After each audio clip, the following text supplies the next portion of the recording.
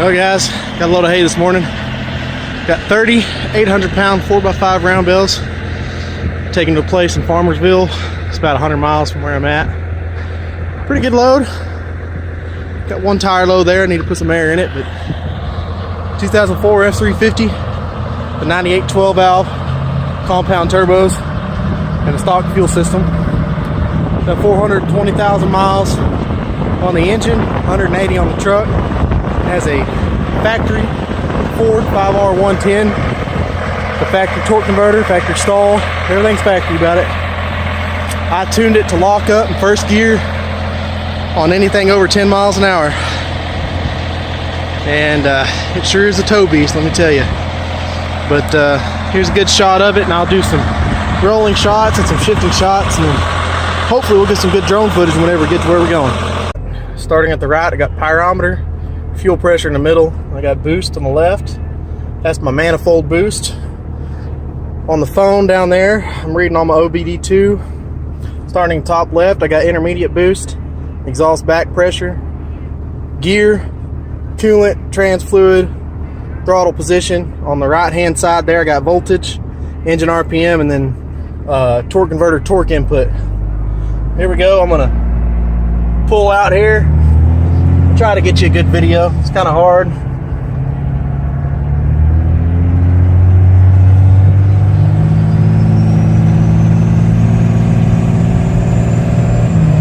First gear locked.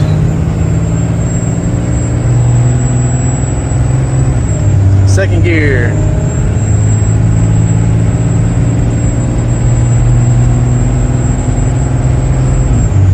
Third gear. Alright, we're on a little of a uphill grade here, not too bad.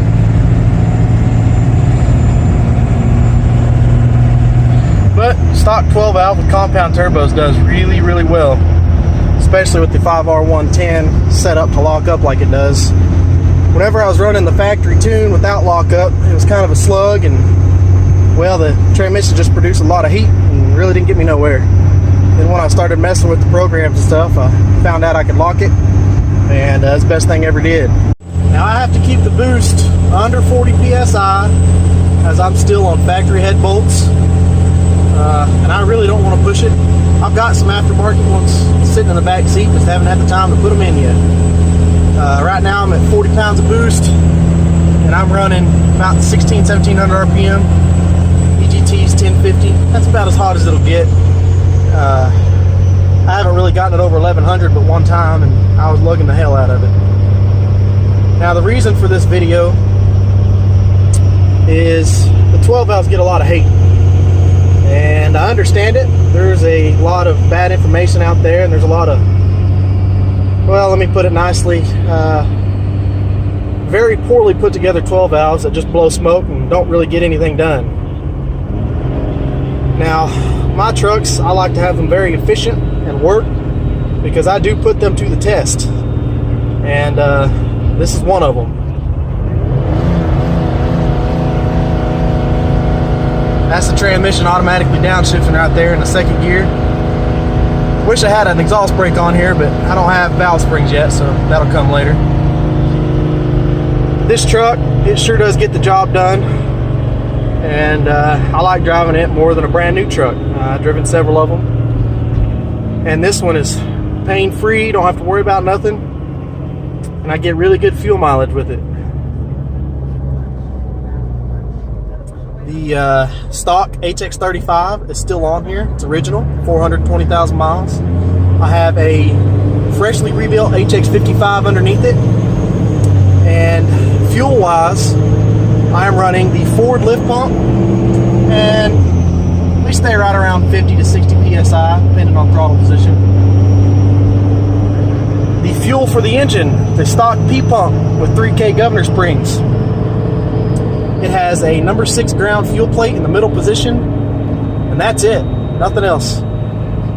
This truck has never seen over 45% throttle, as I can't go over 40 psi boost, so I really don't know what this truck will make. In the near future, when I get the head bolts installed, we'll see, and I'll have a dyno video for that as well. So we're just now coming into town, so it's going to be a long process to get through Weatherford here. if any of you know. It's a pain in the butt, but I'll get back to you on the highway. Alright, we're finally about to get on the highway here. 5th gear, you know, cruising about 55, and there goes 6th gear. Right there. And I'm gonna cruise, once I get on the highway, I'm gonna cruise probably 65.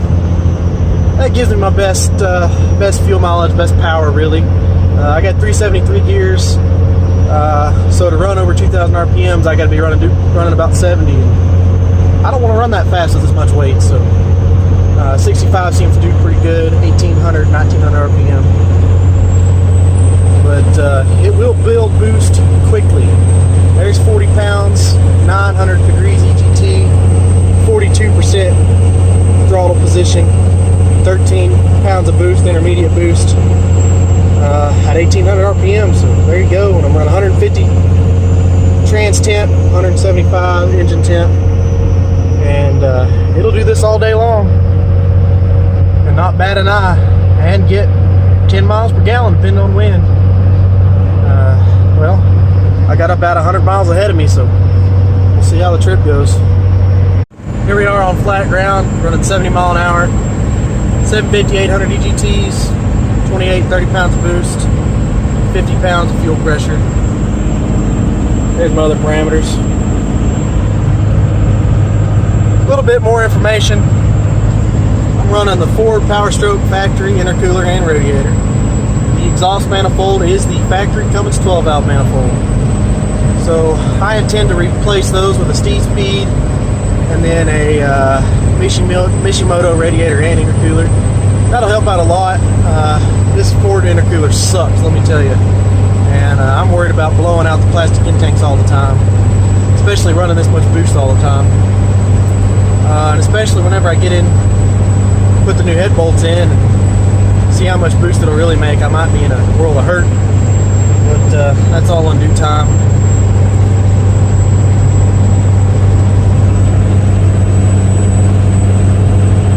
Well, if anybody has any questions when I go to post this video, please feel free to ask me. Don't hate too much on the videography here. It's my first video I'll be doing where I'm actually doing a little commentary and giving y'all some information. There's just not very much really helpful information about Cummins swaps out there, and there's a lot of hack jobs, and I hate seeing them because it gives Cummins swaps and 12 valves bad names. But I'm here to tell you this one works. I've been driving it since March of this year. Got 30,000 miles put on it so far, and it's been working like this every single day and has not stopped, and does not plan on stopping anytime soon. If I had a backup vehicle that could tow what I tow all the time with this truck, it would be put in the barn, and I'd be doing a lot of maintenance stuff on it. I want to do a 4-link air suspension and scoot the axle back 18 inches and build a custom flatbed for it. I need to do my head bolts, valve springs, a lot of miscellaneous stuff to the engine. I want to do an air suspension on the front, do a lot of interior work on it, but since it's a work truck, it's what I do. It's got to work, ain't got time to rest.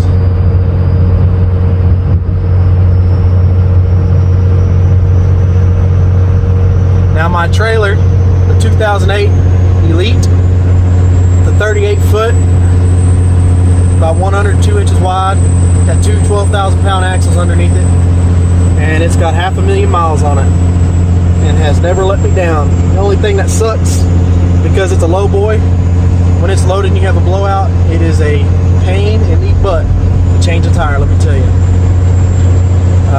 But really don't have too much trouble with it. Try to keep good tires on it. Now the low boy part of it is great and bad at the same time. I haul a lot of equipment with it, and I have to go into some tight places, and that dovetail is only about a foot off the ground when the trailer's sitting level, and getting into some of these places, it drags quite a bit. There's no telling how many tail lights I've had to replace, and how many times I've had to weld back in. In a perfect world, I'd put some rollers on the back, so that would help. So Sam from V-Belt Son, he's the one that's kind of inspired me to do this video at least. I started watching his stuff quite a bit ago, and I enjoy it. I figured I'd make myself a video because he does a lot of hauling with some heavy stuff, especially his 080. That's pretty heavy, and the Brown Tech. And his tow rig is sweet. Let me tell you, I sure would like to drive it. He's picky about his stuff. He may not let me do that if we ever met up. I understand that. Probably wouldn't let him drive mine either. But yeah, his YouTube channel is really awesome. You should go check it out. B-Belt and Son on YouTube. I don't know if this video will ever make it on YouTube, but it'll definitely hit the Facebook. Fummins Tech page, and maybe a Hot Shot page, and maybe a Cummins forum page. Get all them 12 valve haters. Check this video out. Think twice about 12 valves. But and think twice about some hack job, Fummins jobs that I've seen. I sure hate seeing the hack jobs, but some people just can't help it, and can't blame them for it. Some stuff I used to do was pretty hack job, but I've gotten over that. This truck, I've taken my time, done everything to the best of my abilities, like all the wiring. I took the Ford wiring harness completely out of this truck, set it down on my kitchen table, and went over it from top to bottom. All the wires are soldered, heat shrinked. All my crank and cam position sensors to get a tag signal. Have all the foil insulation on them. Put the harness back on with everything I could from the powerstroke, except the Fickum and the glow plug harness. That was really the only thing I left out. I did leave out the mass airflow on the air filter. I wish I would have put that back on, but I didn't think I was going to need it when I started doing the wiring harness. I still don't need it, but it'd been nice to have. Just another sensor I could look at on the OBD2. But well, we're almost there. Turning off a little back road here onto another very small, windy back road. And then we'll be where we're going. Truck did good. No issues this morning. No traffic, thank goodness. No blown tires. You know, all the bad stuff that could happen. On the home stretch, last 2 miles. Well, I hope you enjoyed the video. I might not be very good at making videos, but hopefully I'll get better. Plan on making a few more, at least. Next video, probably be installing the new head bolts I got for the truck. They're not studs, they're bolts. I'll explain whenever we get to it. Maybe I'll also have an exhaust manifold for it by then. We'll see. I'm getting some new intermediate pipes welded up. I don't have an AC TIG welder, so I can't do it myself. All my pipes are, or intercooler pipes and intermediate pipes are 11 gauge aluminum, 3-inch aluminum. My intermediate pipe right now is just it's a boot from the HX55 to a 3 to 4 boot to the HX35, and I'm upgrading to all V-band clamps to get away from the boots. I'm sure most of you know why. I've got it all mocked up, tacked, and ready to go. I just need to have it finished welded. I have a spool gun I can tack it with, but if any of you have ever tried to spool gun really thin aluminum, it's very difficult, and I'm not very good at it, so I'm going to leave it to a professional.